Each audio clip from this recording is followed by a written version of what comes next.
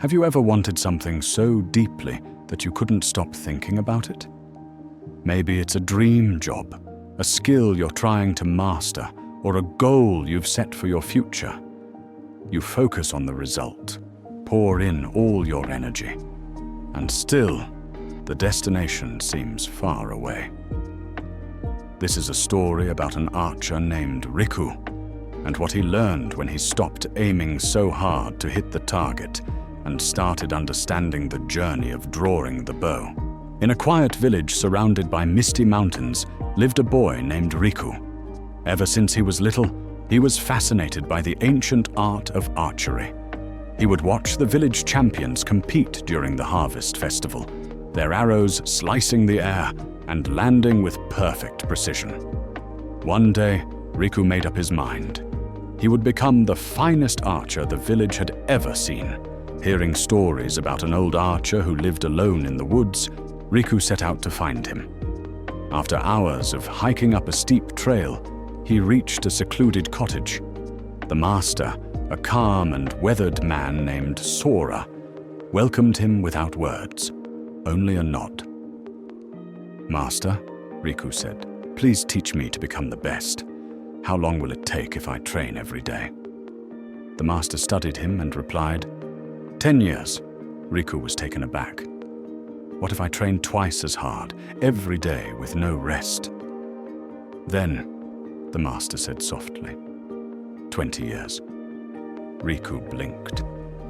"But why does working harder make it longer?" The master turned to the trees and replied, "When the eye is fixed only on the target, the hands forget how to draw the bow." At first, Riku didn't understand. Still, he stayed. Days passed, then weeks, but there were no arrows, no targets. The master had him carry water from the stream, chop wood, meditate, and observe the wind. Frustrated, Riku finally shouted, "I came here to shoot arrows, not carry buckets!"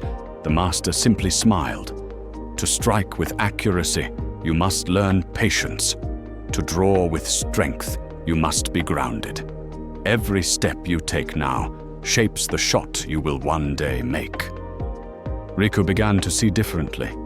The rhythm of water, the way branches moved in the breeze.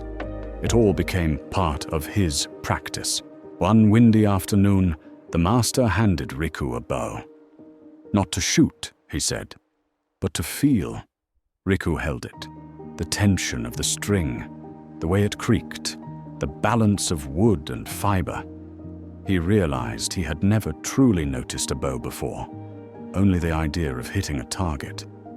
The master said, "You see, Riku, every great archer knows, before the arrow leaves, it lives in your breath, your stance, your focus.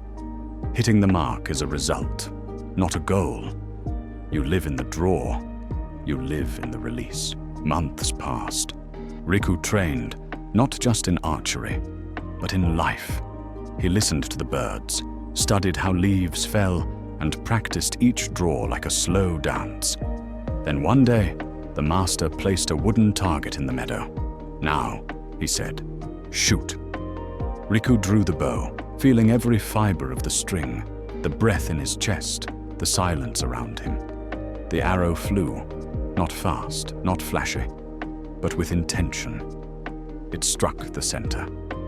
Riku smiled, not because he hit the mark, but because he finally understood why it didn't matter before. Riku stayed with the master for many more years.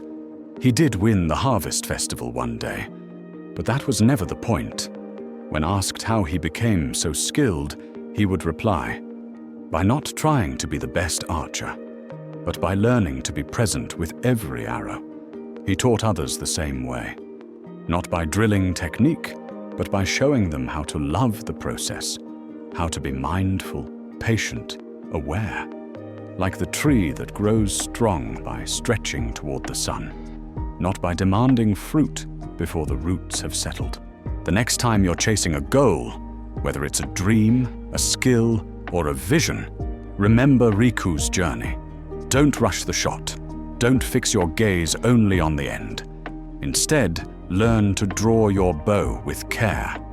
Learn to breathe, to stand tall, to enjoy the process, because the truth is, you can achieve anything, not by aiming harder, but by walking your path with presence and purpose. The arrow finds the target when the archer finds the moment. You can achieve anything, not by reaching harder, but by walking with awareness, drawing with care, and letting your arrow fly when the moment is right. Because sometimes, the greatest success is not in hitting the mark, but in becoming the bow.